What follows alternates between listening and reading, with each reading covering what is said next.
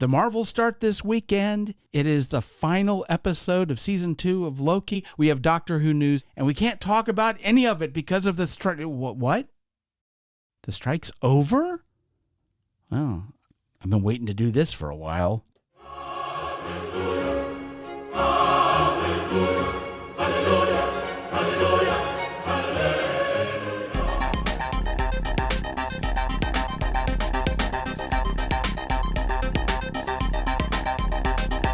This is the Geek Watch Podcast with Brian Hatcher and Mandy Petrie.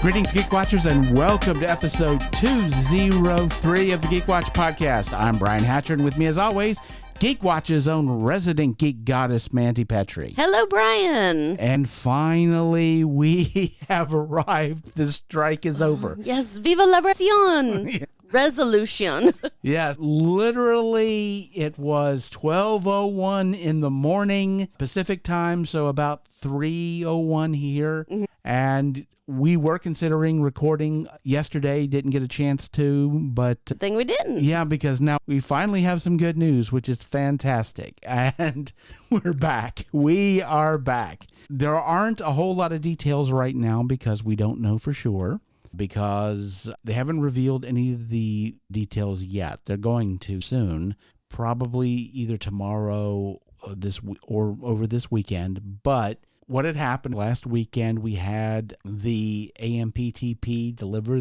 what they called their last, best, and final offer. They said, this is it. This is what you're going to get. And SAG-AFTRA looked at it and said, oh, well, we have some problems. And specifically, there was no AI protections. In fact, it looked like in this contract, from what I read, they went after the Schedule F actors, which are the ones who make more than $35,000 per episode on a TV series or make more than $60,000 in a movie. And basically they were saying, we want to have the ability to do scans, digital scans, and use them in perpetuity without any kind of reimbursement, not to the actor, not to the actor's estate, not to their family, none of that. And there were some other issues also, but yeah, that was ridiculous. It was like that wasn't going to go. Now, the AMPTP did say that if they didn't take the offer, they were going to leave the table and they weren't coming back until the first of the year because they said, well, if it doesn't go through now, there's no point. We're getting into the holidays, so we'll come back in January. But SAG-AFTRA said, we need to talk about this. And so they kept them at the table. Apparently, they were able to hash something out, but it looks like SAG-AFTRA got everything that they wanted. Okay. So here we are.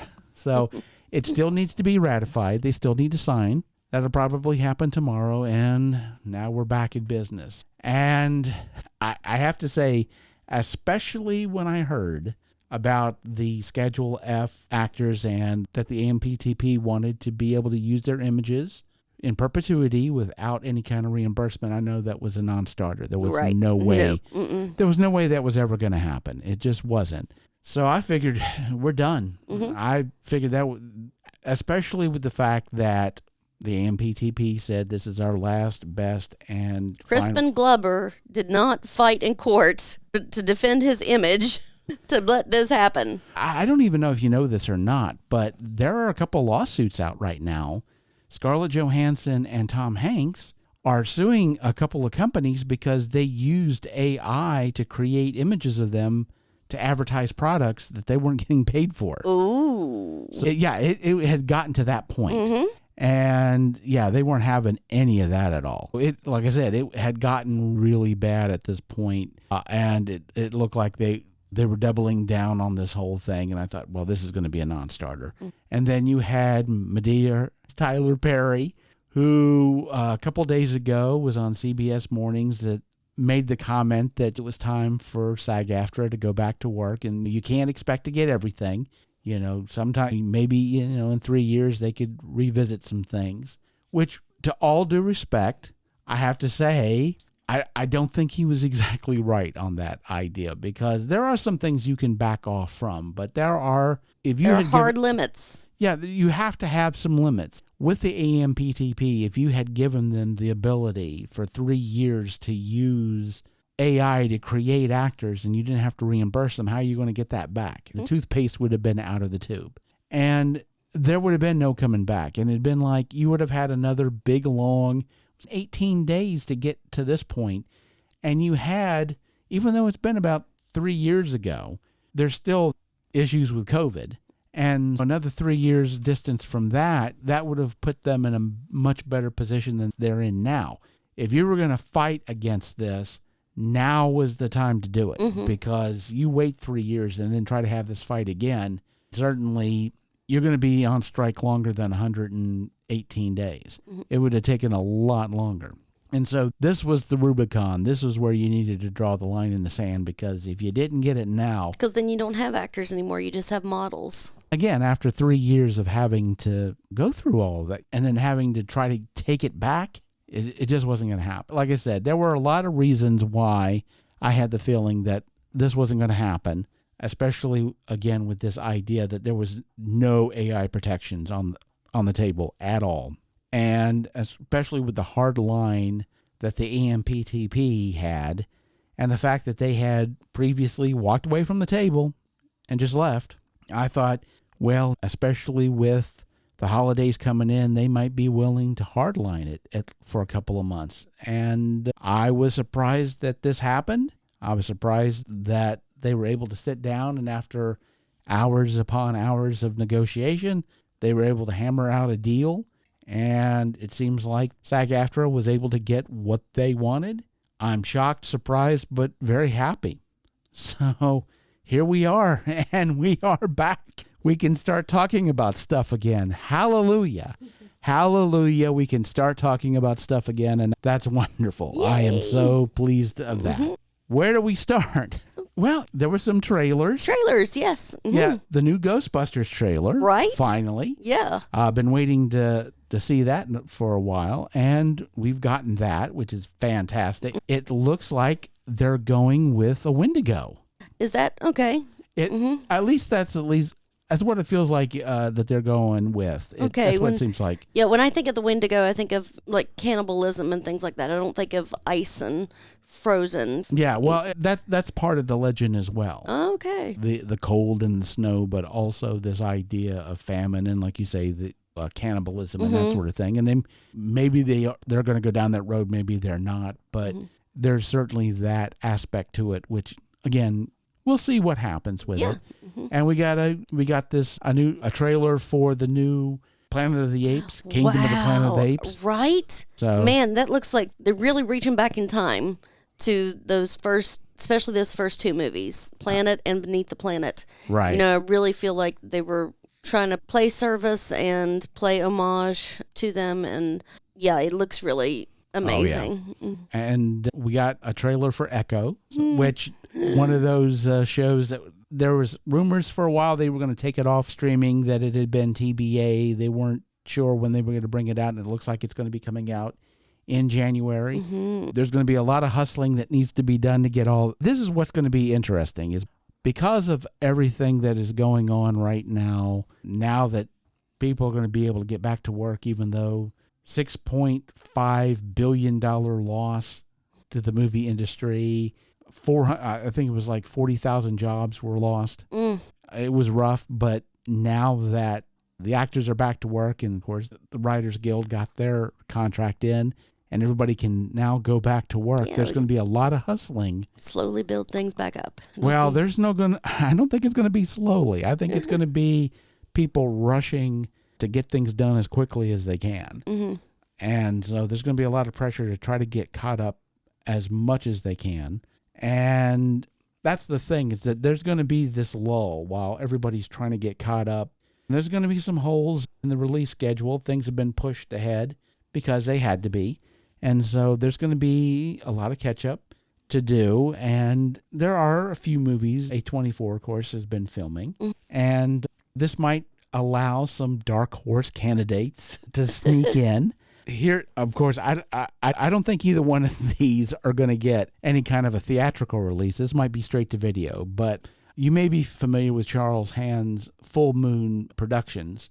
They, of course, are famous for the Puppet Master series. I've seen a couple of rumors of movies. Well, they're not rumors. They're definitely coming out. I've seen a trailer for one of them, but one of the movies that he's working on right now is called, all right, Barbieheimer. He's actually going to do a mashup of the two movies. Okay, yes. So, That kind of calls for that. Maybe we can have that kind of back to those old parody movies of the 70s and 80s. And oh, yeah. I've seen a poster for it, and it says she has a C cup and an A bomb. It is this character that lives in this doll land who invents a nuclear weapon. And they're also working on, and I've seen the trailer for this, so this is an actual thing. It's basically your typical bunch of teenagers go out in the woods to have fun and have sex, and they do something stupid and wind up drawing the wrath of the monster 80s. Right. So basically a bunch of your typical teenagers. You've got the jock and the cheerleader and the weird girl and all that. And they're all taking selfies. And of course, it's more modern at this point. But somebody throws a laptop into the lake and it angers and shocks an alligator. Ah, okay. And it decides it's going to go crazy and attack all these kids. Now, the thing about it is, this alligator is it's a cheap movie. So it's basically a bad CGI alligator. Oh, not a puppet, huh? No, it's a bad CGI gator. Not like Placid, man. Yeah, so you have this bad CGI gator, but here's the twist. Everybody sees it as a bad CGI gator. Because because it's a laptop, apparently it gains some sort of cheap CG power. Yeah, so it doesn't have to necessarily walk on the earth because it's a bad CGI gator. It sometimes flies because it's a bad CGI gator. Huh.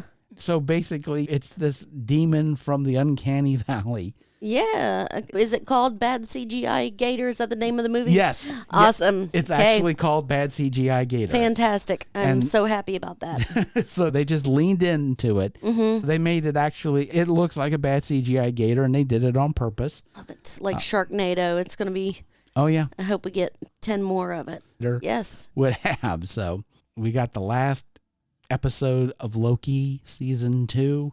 Which, have you seen any of them Not yet? one. I am caught up until around 10 o'clock tonight when the last episode comes out. And I think now next week we can actually even talk about it. We can actually talk about it. I'm going to binge it this weekend, the whole thing. I'm going to really be curious to see what you have to say about it. Okay. And we'll have the Marvels, which is, strangely enough, is going to be coming in at the shortest Marvel movie of the entire franchise. It's only like an hour and 45 minutes. Nice. And one thing that reviewers have been saying over and over again is how fun it is. So it's going to be a fun, friendly movie. Okay. Which you got Miss Marvel in there, so you got to have that moment. But my understanding is there is one mid-credit scene, and that's about it. But it'll be interesting to see how all this ties in, because they are trying to build up some stuff, and of course we haven't seen anything yet. I started today. I'll probably go see it on Tuesday with the Tuesday Night Movie Club. Yeah, something that we started doing. The Tuesday Night Movie Club has started back up again. I hadn't really gone to any of them. This was like my first one, and we went to see Nightmare Before Christmas. Yes. Which was awesome. Again, another movie that's, I would say that with the length that movies happen to be these days, it feels like a novella. Yeah. But you really don't.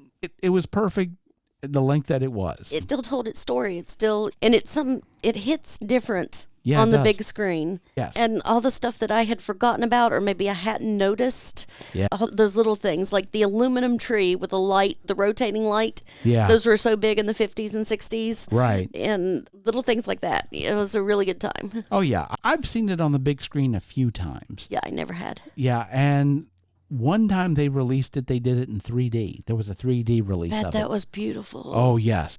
Strangely enough, it was one of those situations where, because of the fact that it wasn't originally 3D, they released it as 3D.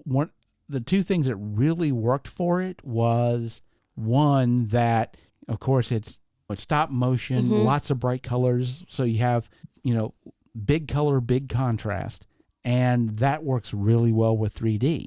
And because of the fact that it was stop motion, the sets were all 3D. And so it was easier to turn it into a 3D production. And because of the fact that it wasn't originally in 3D, I think it worked really well because it's not trying to throw stuff into your Exactly, face. yeah. Except for one time. Well, technically 2 times, because they did a little introduction where they had a jack-o'-lantern jack-in-the-box, like it was in the, where it just pops up right in your face, Yes, and it's like right at your nose. But especially with Oogie Boogie throwing the dice. Yes, right. Yeah, there were a lot of those moments that it felt like this was something that was shot for 3D, where they were trying to do a 3D gimmick on you. But because of the fact that it wasn't originally shot in 3D and they weren't looking at it that way, it just looked good. Yeah. It wasn't one of those situations where it was really gimmicky. I think 3D part of it really, I think, enhanced the film. And hopefully one day they'll re-release it in theaters again in 3D. I'd love to see it that way. But yeah, so we'll probably wind up seeing The Marvels Tuesday, and then we can definitely talk about it on Thursday, yes. Yeah, and we'll... Because we're allowed to now. Yeah, we can do that. And also, we got to talk about Doctor Who, because now we can actually talk about that. Yes. So the dates have been released, but there's a little bit of extra news that we can talk about, because... Of course, we have the Star Beast will be at the end of November. It'll be November the 25th. And this is all going to be on Disney Plus at this point. Wild Blue Yonder is going to be December the 2nd. That's a Saturday. And The Giggle will be December the 9th. And that's on a Saturday as well. Now, Star Beast we know has Beep the Meep in it. Straight from Doctor Who magazine, the comic. And The Giggle, of course, we know has Neil Patrick Harris as the Celestial Toy Maker, and they've already acknowledged that's the character that he's playing. Now, what's interesting is that Wild Blue Yonder, they're not saying anything at all about what that is. The only thing that we know is if you've seen the trailer, then you know that one scene where the TARDIS runs away because it was scared. And Donna says, well, then let's go kick its ass. That is Wild Blue Yonder. That's all that we know. Okay. Apparently, this was the one that they definitely want to protect. They didn't want to get anything out. This was going to be the one they wanted to be complete surprise. And apparently it's going to be a big deal. And I've heard a few rumors of things. Some of it, if this is true, I don't know. Take this with a grain of salt. But this may go back to Flux. If you remember the last special that Jodie Whittaker was called Flux, and that this is going to have something to do with that, which will be interesting because a lot of people just assumed that now that we're going back to this is going to be season 1. Season 1, yeah. Season 1 will be the first shoot he got was. Okay. So these are considered specials. And so since they're going back to season 1, there was all this idea that, okay, they're going to do the same thing that they did with the Doctor Who movie, where you had the Paul McGann's doctor who said, I'm half Time Lord, half human. He made that comment. And then from that point on, they just completely ignored it. Never talked about it. They never talked about it, never said anything about it. I did read a rumor that Paul McGann's getting his own spinoff. Well, that's the thing, too. We can talk about that. Okay. Is that there is going to be what they call the Whoniverse. Yeah. And it has its own little graphic. And of course, if you're going on to Disney Plus, you have to have your cinematic universe. And now there's a Doctor Who cinematic universe, which has already started putting some stuff out, because unlike America, where you have 2 or 3, well, it's 3 actually, you have to have 3 streaming services to see all of Doctor Who, old Who, new Who. They have iPlayer, and you can see everything in one place. Okay. But they've also been releasing these specials called Tales from the TARDIS, where you have old companions and some of the old doctors getting together in what's known as a memory TARDIS. It's a TARDIS that all the consoles are in this TARDIS, and they sit down and they reminisce about stuff that they've done in the past. But they've also built a little bit of canon in there also. So there's some new stuff in there as well. And you had Doctor Who, some of the old episodes of Doctor Who that they talked about, but they also had Clyde Langer from the Sarah Jane Adventures. I don't know if you've seen any of those. But so I've seen a lot of these on YouTube. They're not being released on Disney Plus. This is unless you got iPlayer and you're in Great Britain. That's the only way you're seeing them, unless, of course, like I said, you can find them online on YouTube. But it's been really fascinating to watch these because they've been developing some canon, which I found that really interesting. But apparently they're going to be doing more of that and expanding more into, what they're calling the Whoniverse. So that's definitely going to be fascinating to follow that and see where they go with it. Now, something else about Disney Plus is they released their Christmas schedule of the Christmas shows they're going to be showing.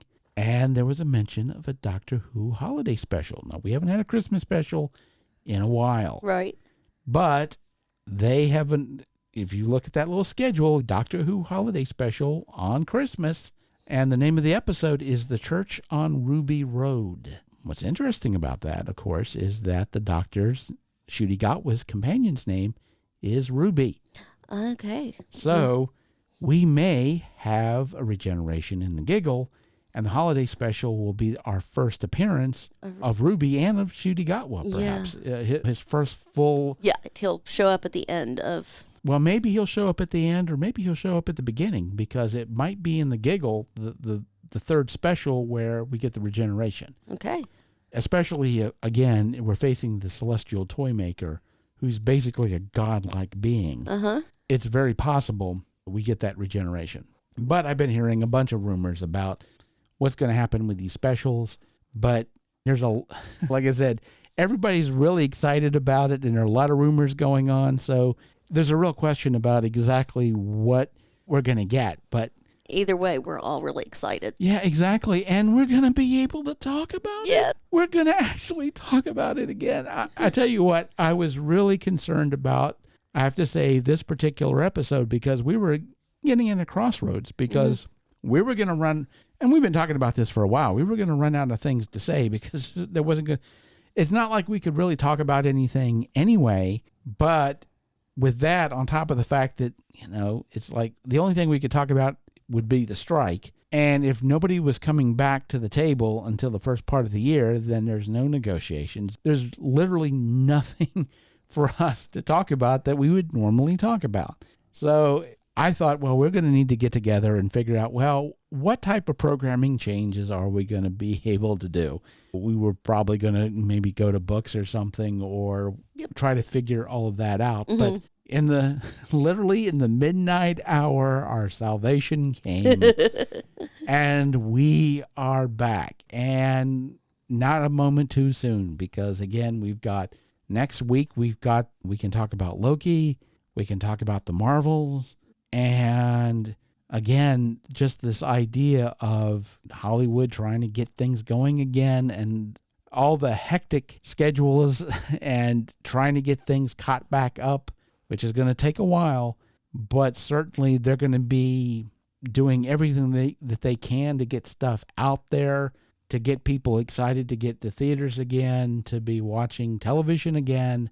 And probably the next couple of months is going to be critical. There's going to be so much coming out to get people excited, because they've got this big hump of not a lot of content, because they're trying to get everything caught up. And so the marketing machine is going to be cranked up to 11. And so there's definitely going to be a lot to talk about, and I guess we'll see what happens next. We shall see. And with that said, we come to the end of episode 203. Thank you for listening, and tune in next time for the latest in geek news and views, finally, with the Geek Watch podcast. For Mandy Petrie, this is Brian Hatcher, reminding all the Geek Watchers out there, we're all geeky about something. Be proud of yours. We'll see you next time. Thank you for listening to the Geek Watch podcast. If you enjoyed this program, don't forget to like and subscribe on your preferred platform, and share this podcast on your social media. For links to all the ways you can listen to the Geek Watch podcast, as well as leave comments and suggestions, visit our website at geekwatch.net. The Geek Watch podcast is a Hanging J production.